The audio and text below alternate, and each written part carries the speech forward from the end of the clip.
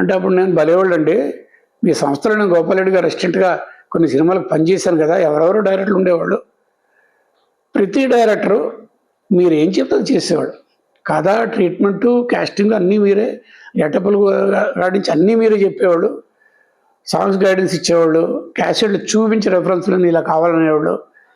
తర్వాత director short తీసి cut చెప్పి మీ వెంక తిరిగి మీరు ఓకే అంటేనే నెక్స్ట్ షాట్ తీసేవాళ్ళు. వాళ్ళు ఆల్మోస్ట్ ఒక 90 ఇంప్రెషన్లు ఆటేవాళ్ళని మేము అనుకునేవాళ్ళం పక్కన. మీరే మొత్తం, కాకపోతే స్టార్ట్ కట్టు మిగిలిన వాళ్ళు చేసేవాళ్ళు. ఇదండి డెఫినెట్గా మీ ఆ ప్రాజెక్ట్స్ని మీవే చేయండి సార్, నేను ఉంటాను మీకు.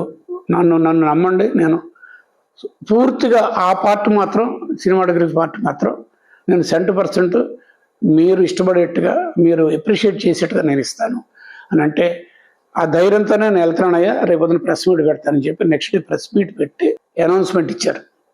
అదేంటంటే శ్యామ్ ప్రసాద్ ఆర్ట్స్ బ్యానర్ మీద విజయబాపిరెడ్డి గారు ఫస్ట్ టైం డైరెక్ట్ చేస్తూ నిర్మాత ప్లస్ డైరెక్టర్గా మారిన ఆ సినిమా మగమహారాజు. చిరంజీవి ఆ రోజుల్లో నెమ్మదిగా స్టార్డమ్ పెరుగుతుంది, జూమ్ అవుతున్నారు అనమాట. అది అంతకుముందు ఖైదీ, ఇంకేవో కొన్ని సినిమాలు వచ్చేసినాయి ఆల్రెడీ. అప్పుడు ఈ మగమహారాజు ప్లాన్ చేయడం జరిగింది.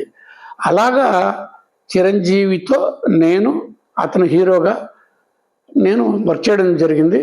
ఇక్కడ ఎందుకు స్ట్రెస్ చేసి చెప్తున్నానంటే, జనానికి నేను కెమెరామెన్గా బయట ప్రపంచానికి తెలిసింది రిలీజ్ అయిన ఫస్ట్ పిక్చర్ మగమహారాజు.